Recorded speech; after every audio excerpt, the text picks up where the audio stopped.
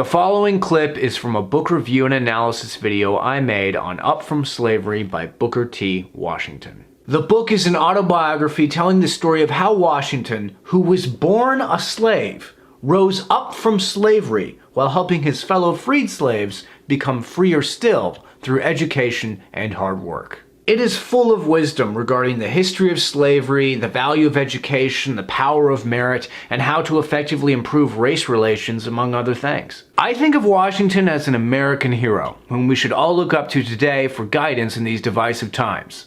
The following is a testament to his brilliance that will give you something to think about for the rest of the day. And the next section in the Up From Slavery book review and analysis video that you are currently watching is called On the Life-Changing Power of Education. Now, this passage deals with what it was like whenever all the slaves were freed when it came to getting an education. And what Booker T. Washington describes here is fascinating. He describes the fervor, the absolute desperate desire of a whole race, the black race, to get an education. They saw it as the key. And of course, education is the key that unlocks just about all the doors in life. This experience of a whole race beginning to go to school for the first time presents one of the most interesting studies that has ever occurred in connection with the development of any race.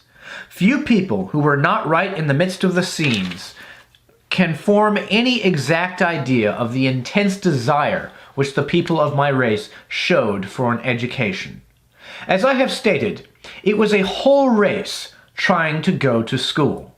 Few were too young and none too old to make the attempt to learn. As fast as any kind of teachers could be secured, not only were day schools filled, but night schools as well. The great ambition of the older people was to try to learn to read the Bible before they died. With this end in view, men and women who were 50 or 75 years old would often be found in the night school. Sunday schools were formed soon after freedom, but the principal book studied in the Sunday school was the spelling book. Day school, night school, Sunday school were always crowded, and often many had to be turned away for want of room. It's hard for me to imagine, and I'm sure it's probably hard for you to imagine, what that was really like. Because I, and probably you also, were privileged to an education from the get-go. Once you were born, if you were in America, you were privileged to a public education. And you know, it's fascinating. Growing up, I always hated going to school. But education is what has led me to be able to do everything that I do.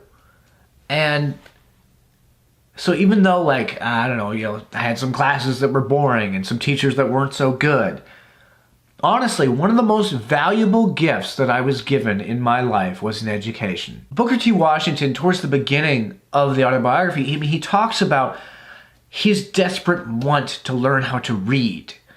And it's so true. Reading expands every horizon that you previously had. And it expanded every horizon that Booker T. Washington had. And all those people that were trying to get an education, that education, very likely, in almost all cases, expanded their horizons too. And this leads me to think about, we need in this country to improve our education system. There's a black economist known as Thomas Sowell who thinks that we should do charter schools.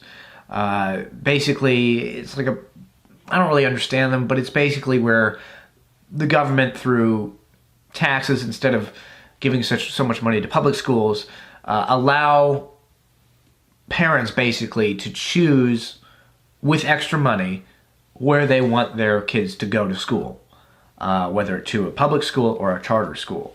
I don't know all the complexities of how it works, but what I do know is that the mission that Booker T. Washington set out, which was to educate his race and lift them up from slavery,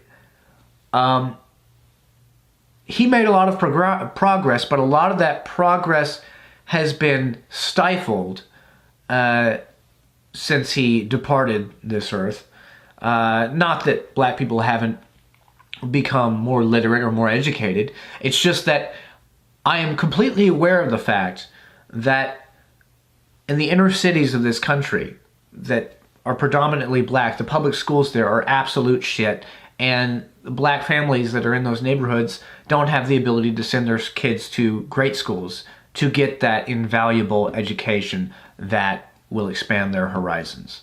And that something has got to be done about the education system in this country, because I do feel that certain portions, not explicitly based on race, but circumstantially based on race for sure, just by, I mean, inner cities, there's more black people there, and they're more disenfranchised by the education system there than me living in Edmond, Oklahoma, where I had one of the best public education systems in the country.